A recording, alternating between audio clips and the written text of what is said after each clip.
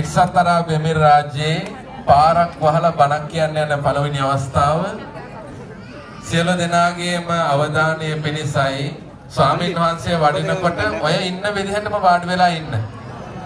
වෙනස් කරන්න එපා. ඔය ඉන්න විදිහට පොතේ වාඩි වෙලා ඉන්න. මොකද තව කලබලයක් වෙනවා මෙතන. ඔබ මේ වෙලාවේ වීඩියෝ ගත කරාට කමක් නැහැ. ඡායාරූප ගත්තට කමක් නැහැ. ඔය ඉන්න විදිහටම. අනිත් පිරිසට බාධාවක් වෙනවා ඔබ නැගිටලා ආයේ කරදර කරන්න ගියොත්. අපි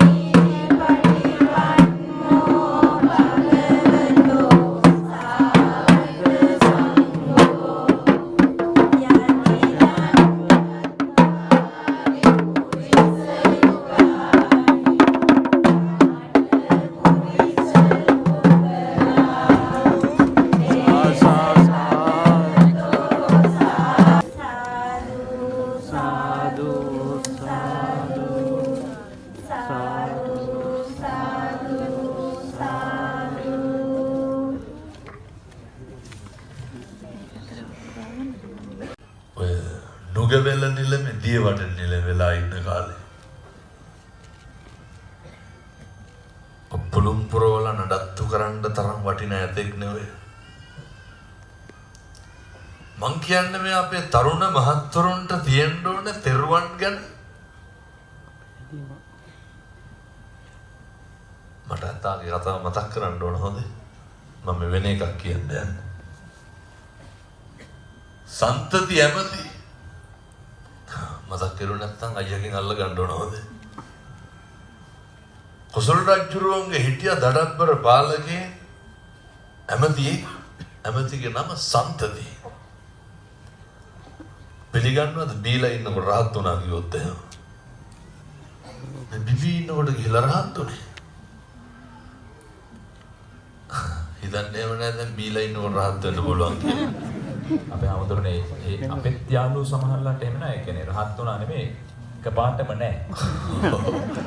දිනනවා එකක් කරනවා කියලා බොහොම. ඔය මට ඇත්තටම වෙලාවකට හිතෙනවා රහතන් වහන්සේලා තමන්ටවත් ප්‍රේමේ ගැටලු වෙලා ඇති. පවුල් වල ප්‍රශ්න ඇති. කෝටියක් ප්‍රශ්න මැද්දේ ජීවත් වෙනකොට අපිට නිවෙන්න සැනසෙන්න ඉන්න එකම උත්තරය කවුද? බුදුහාමුදුරුවෝ. බුදුන් වඳින්න. අල්ලතර මේ පොඩි වතුර බෝතල් තියෙනවනේ හැමතැනම නේද? ඕකක් අරලා බුදුහාමුදුරුවන්ට පූජා කරන්න. බැරිද? මේ පොඩි වතුර බෝතලයක්. උන්වහන්සේට අර පොඩි බීමටින් තියෙන්නේ මේ. ඕක කරගෙන ගිහිල්ලා තියන්න. බැරිද බීම විදුරුවක් ගිලම්පසට තියන්න. සති 3ක් විතර කරන්නු. සුරා සූදුව නිකම්ම නවතිනවා. මොකේ අනුභවයෙන්ද නවතින්නේ? පෙන්නතුනි මේ ලෝකේ පුද්ගලික වශයෙන් දන් දීලා ඉහළ මානිසංස ලබන්න පුළුවන් උත්තරය කවුද? බුදුහාමුදුරුවෝ.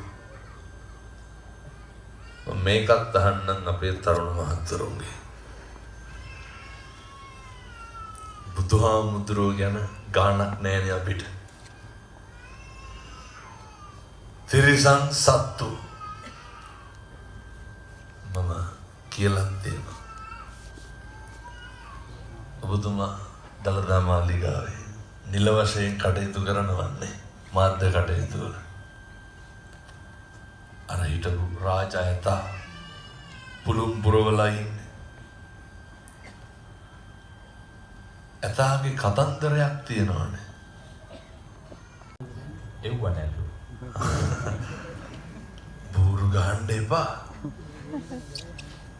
දැන් ඔය ගහන කට්ටිය හදවතට පොඩි තට්ටුවක් දාන්න. ඔය ඉතින් අර කුඩු ගහනවට හපන්න බැහැ වුණොත් එහෙම. මතකද අර 1xbet කියලා එකක් තිබ්බා. තාම තියෙනවනේ. සේරම අහුවෙලා ඇති ඔකට. අපි නම් ඊට පස්සේ ඔය අර විවිධ පිරමීඩ තියෙන්නේ. අහුවෙලා ඇති පගෝදි ගණන් මේ රටවල් වලට සල්ලි දාලා. අපිට තියෙන්න ඕන තරුණයන්ට හොඳ බුද්ධිය. අර අනාකුලාච කම්මන්තා නොකල යුතු කර්මාන්ත ගැන අවබෝධයක්. මේ කල යුතු දේ නොකල යුතු දේ තරුණ කාලේ තමයි තේරුම් ගන්න ඕනේ. අර හම්බ කරපු ටික පරිස්සම් කරගන්න. ඒවා විනාශ වෙන පාරවල් සෙරම්. දැන් මේව කියනකොට ඉතින් හාඳුරුවම කිව්වට එක මණ්ඩියක් ඇතුළත් මාස පඩි 3ක් විතර එකපාර එනවා කියලා. ඔය ඔක කරන්න එපා. බూరు ගන්න එක නවත්තන්න. කුඩු අයිස් දිහා බලන්නවත් එපා වෙන්නතුනේ. ජීවිතේ තරුණ කාලෙම පොඩි වැඩ ටිකක් පටන් ගමු. බණ කියන්න වෙලාවක් එන්නේ දැන් බණ පටන් අරන් විනාඩි 50යි. මේකනේ සූපර්. ඔය පැයයි කියන්නත් කියන්නේ.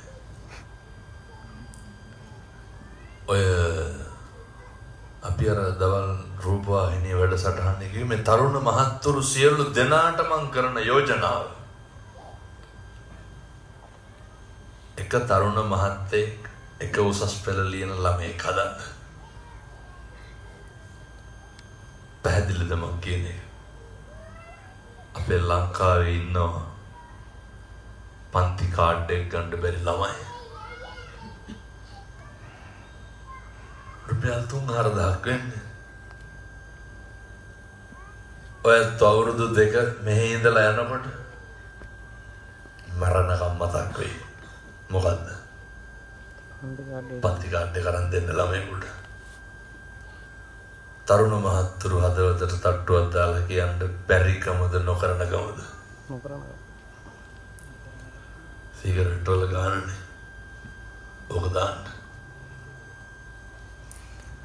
හෙට ඉඳන් පටන් ගන්න. එහෙම දෙන්න කෙනෙක් නැත්තම් කියන්න ඔයලා දෙන්න. ඔය පොළොන්නරුව මනම් පිටිය සෙවන පිටිය වැලිකන්ද. ඕනගෙන ඉර පල්ලෑමට කලපුවම් පාර පැත්තේ. ඕන තරම් ඉන්නවා සියඹලාණ්ඩෝ වඩනගර 990 පැත්තේ හරමේ. හොයලා දෙන්න. ජීවිතේ හෙට ඉඳන් සුචරිතේ හැසිරෙන්න පටන් ගන්න. තරුණ මහත්තුරු දෛනිකව ජීවිතයට එකතු කරගන්න ඕනේ වැඩක් තියෙනවා. බුදු පිළිම නැතුව ඇති. කමක් නැහැ. බුදුහාමුදුරුවෝ හිතේ තියාගෙන වෙනතුනේ ඉඩ පාඩු නැත්තම් මොකක් හරි ක්‍රමයකින් දවසට සැරයක් බුදුන් වඳින්න. මම කියනවට කරන්න ඕ. අපිරිය වෙච්ච කට්ටිය ඇති මෙතන. මෙහි ආවට පස්සේ විවාහයේ ගැටලු වෙලා ඇති. නැති අර හැම දෙයක්ම තියෙනවා. මට ඉතින් මේ ලෝකේ මිලියන බිලියන් ප්‍රතිපතිනියෝ කතා කරනවනේ. ඇත්තෝ කියනවා හාමුදුරුවනේ දැන් කොහේ හරි රටකට ගිහින් පීසා එකක් කාලා එන්න පුළුවන්. ඒ කියන්නේ සල්ලි ප්‍රශ්න නැහැ. හැබැයි මිනිස්සුන්ට කිසිම සැනසීමක් නැහැ. ඒ මිනිස්සුන්ට කිසිම සතුටක් නැහැ. මිනිස්සු පුදුම විදිහට පීඩාවෙන් ඉන්නේ. මොකටද පින්නතුනේ පීඩාවෙන් ජීවත් වෙන්නේ? ජීවිතේ බලන්න මම මේ කාරණේ කියන්නේ අපි මේක හොඳට දන්නේ හින්දා. ඔය විඳින පීඩාව තියෙනව නේද? විඳින ගැටලුව තියෙනවනේ. වේදනාව දෙන කාරණේ තියෙනවනේ. අයින් කරලා දාන්න. ඔක ඉවරයි එතකොට. දැන් නහයි කොහොමද හාමුදුරුවනේ ඒක කරන්නේ? විසඳුම් දෙකයි තියෙන්නේ. දරා ගන්නවද වෙනස් වෙනවද? ඔච්චරනේ තියෙන්නේ.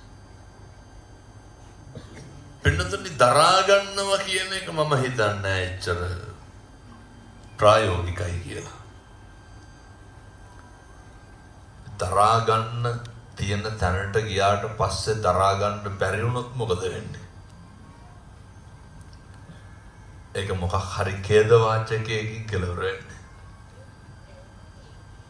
අපිට දරා ගන්න බැරි නම් ශක්තිය මදි නම් පීඩාව කොතනද ගැටලුව කොතනද කියලා හොයාගත්තා. බෝධිසත්වෝ මුළු ලෝකයටම ඉගන්නේ කිං සච්චගවේසි කුමක්ද සත්‍ය? කොතනද නිවෙන තැන තියෙන්නේ? පින්නතුනි මේ ගැටලුවේ ආධ්‍යාත්මය තිබ්බ බෝධිසත්වයන්ට. බෝධිසත්වයන්ට මාලිගා 3ක් තිබ්බනේ. මොනවාද? රම්‍ය සුරම්‍ය රම්‍ය සුරම්‍ය සුබ. අපිට මොන ගෙවල්ද පින්නතුනි? ඔය පළ 3-4ට බාලා ඇති. ටයිල් කැට්ටියක් අල්ල ඇති. වෙන මොනවද ඉතින් අපේ ගෙවල් ලොකුයි කියලා තියෙන්නේ? උපරිම ඕන්න මෙතන ඉන්න 10 දෙනෙකුට අය පූල් ඇති. ස්විමින් පූල් එක. දැන් නම් පළත් නෑ අපේ හැමෝටම බොක්ස් ටයිප්. ඔව් දැන් බොක්ස් ටයිප් තියෙන පළ නෑ. ඒ බෝධිසත්වෝ විඳපු මම මේ කියන්නේ අර මේ ජීවිතේ අපි දැන් ඇත්තටම රට ඇවිල්ලා ඉන්නේ මොකටද? සෝනක පිපුණු පියුමකී ගුණ සුවද පිරු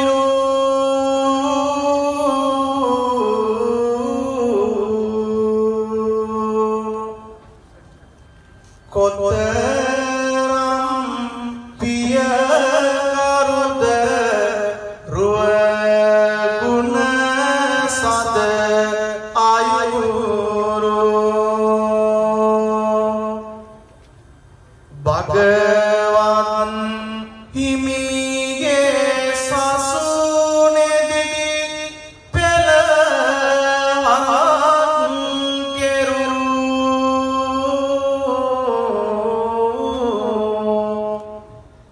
පින් කඳ ඔබයි ගෝතම සසුනේ මහරෝ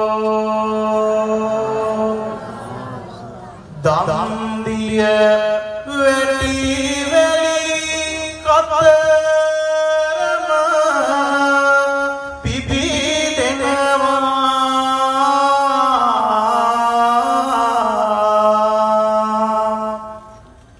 පින් කඳ අදත් දම් මසුනේ වැජබෙනවා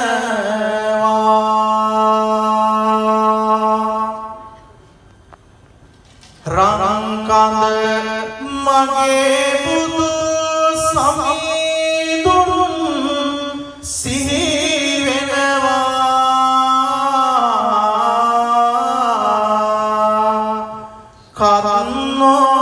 කරන්නෝරුවේ හිමි සඳෝනේ පින් දෙනවා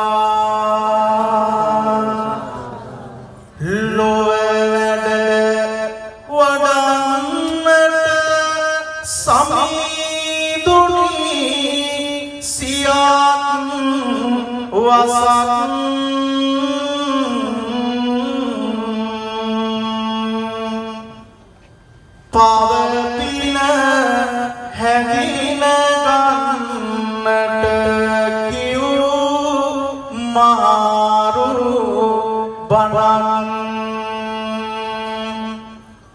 පින්ගෙන දෙවිවරුන් දෙහෙමින් රකිනු කපන්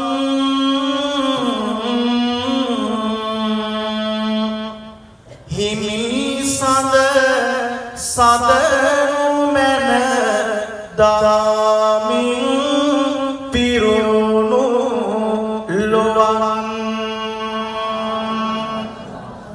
වැරි කතරකට අද පිරි පොද